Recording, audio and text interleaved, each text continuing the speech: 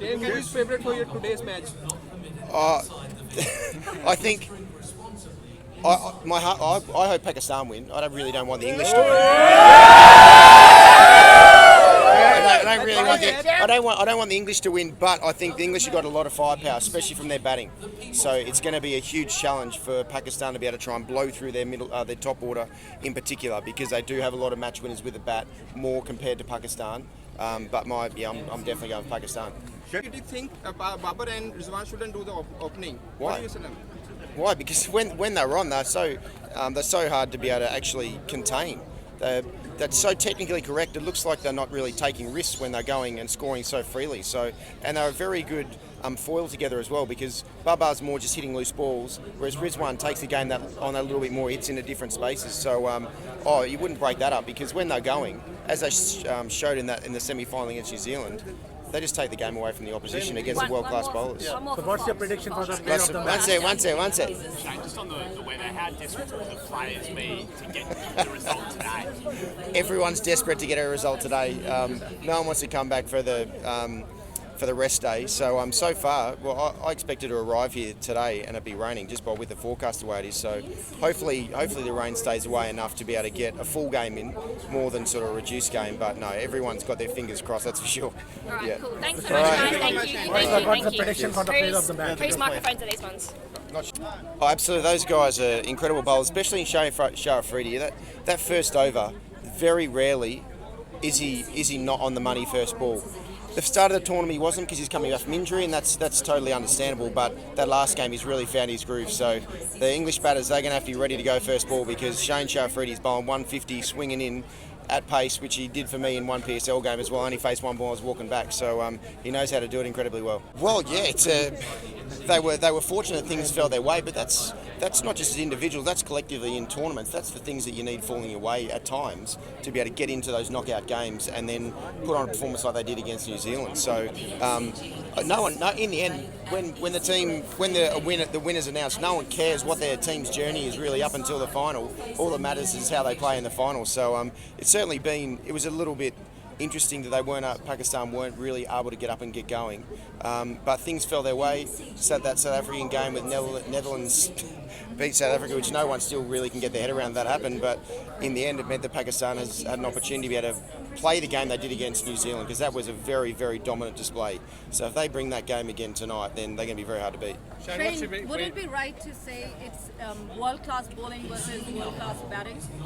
Yeah, it's as simple as that, and that's where the game's going to be won or lost. If the Pakistan quick bowlers in particular can really do some damage in that English top order, then that's their way of being able to win the game. But if they don't, then it's going to be a struggle. Shane, just your take on, I suppose, the massive kind of South Asian crowds we've had at this tournament, the atmosphere. Like, look around you right now. Like, what's it been like for you, and how do you see that in terms of, I suppose, where cricket is going?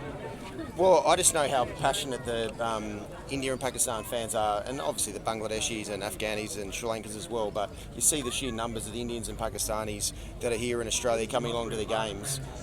I know that's a passion that's there. I've been fortunate enough to go to Pakistan and play in the PSL, to go in India and play in the IPL, so I know how much passion and how many numbers there are as well who absolutely love the game, and we're seeing that in this T20 World Cup. So with even the Australian games, they were pretty poor attendances compared to the Pakistan-Indian games. They're like home games for them. So that's the way the world's moving. It's exciting. And just one, obviously, with your ACA hat on, past players, current players, how do you see that? Looks true. I think with my experience, there's no real issue. Yeah, there's a little bit of hangover from what happened with Justin Langer, whether it's the players, whether that's also just the way that situation was handled from the past players, even with their frustration around Cricket Australia and how they handle that as well. So Shane, there won't be. It's not an issue. And if there is a little issue between a couple of players and a couple of past players, I know it'll be sorted out, because in the end, the past players, they just want the Aussie team and the Aussie boys to be as good as they possibly can be. Shane, Baba? The same question. Yeah, well, same question.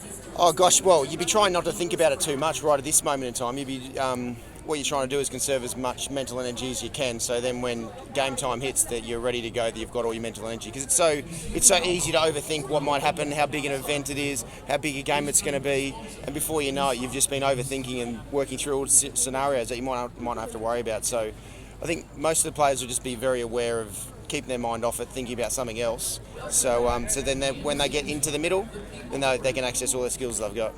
What's the key to victory today? You look at the two opening partnerships, the big fast bowlers. What do you see as the key? I think the biggest matchup is the Pakistan quick bowlers against the England top order. Whoever wins that battle will win the game. So because England's powerhouse top order is just so good if they get going. But that's also Pakistan's strength is their fast bowling, especially Shaheen Afridi in the last game. He started to really find his mojo after being out injured. It takes a bit of time to sort of get your body aligned, just get everything sort of working in sequence against, and he certainly had that against New Zealand. So he'll be ready to have a go at Josh Butler in particular as well.